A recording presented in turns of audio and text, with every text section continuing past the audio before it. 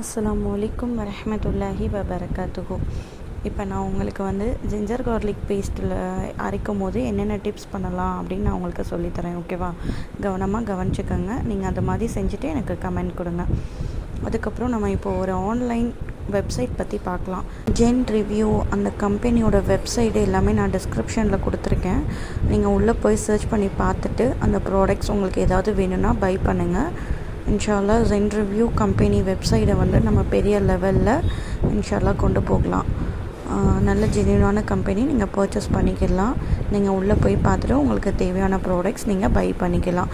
அதை பற்றின full detail நான் டிஸ்கிரிப்ஷனில் கீழே கொடுத்துருக்கேன். ஓகேவா? ஜென் ரிவ்யூ நான் இதுலேயும் ஆட் பண்ணியிருக்கேன். நேம் ஜென் ரிவ்யூன்ட்டு பார்த்துக்கோங்க. ஓகே, இப்போ நம்ம டாபிக்குள்ளே போகலாமா?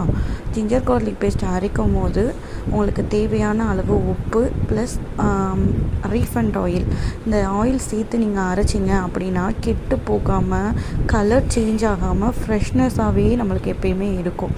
இது ஃபஸ்ட்டு டிப் நம்பர் 2 என்னென்னா, நீங்கள் ஜிஞ்சர் கார்லிக் பேஸ்ட் அரைக்கும் போது கொஞ்சோண்டு ஜாதிக்காய் போட்டு நீங்கள் அரைச்சிங்க அப்படின்னா, நீங்கள் நான்வெஜ்க்கு அந்த ஜிஞ்சர் கார்லிக் பேஸ்ட்டு யூஸ் பண்ணும்போது சீக்கிரமே அந்த கறி வெந்து சாஃப்டாக இருக்கும். நல்லா சாஃப்டாக சீக்கிரமே வெந்துடும், நல்லா சாஃப்டாக இருக்கும். இது டிப் நம்பர் 2. டிப் நம்பர் 3 என்னென்னு பார்க்கலாமா? நீங்கள் ஜிஞ்சர் கார்லிக் பேஸ்ட்டை அரைக்கும் போது நான் டிப் நம்பர் 1ல் ரீஃபண்ட் ஆயில் சேர்க்க சொன்னேன்.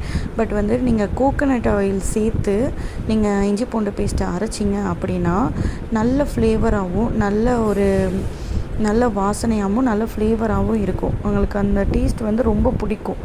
ஸோ அதனால் இந்த 2 டிப்பையும் நீங்கள் ஃபாலோ பண்ணி பாருங்கள் இன்ஷா அல்லாஹ். இது எல்லாமே உங்களுக்கு யூஸ்ஃபுல்லாக இருக்கும்னு நினைக்கிறேன். யூஸ்ஃபுல்லாக இருந்துச்சுன்னா எனக்கு கமெண்ட் பண்ணுங்கள். Thank you so much.